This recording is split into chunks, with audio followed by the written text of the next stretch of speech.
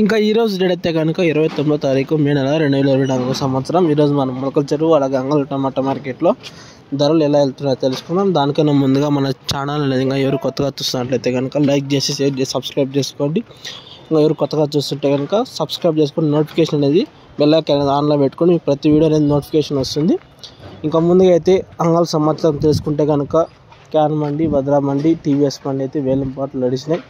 Top వచ్చేసి అంగళ మార్కెట్లో 780 రూపాయలు అయితే టాప్ అనేది పలికింది. ఇంకా ఎంఆర్, ఎస్ఎల్వి, వీటిఎం కొన్ని మండీలు అయితే వేలంపాటు నడిచేటివి ఉన్నాయి. చూద్దాం ఏమైనా ధర పెరుగుతుందేమో.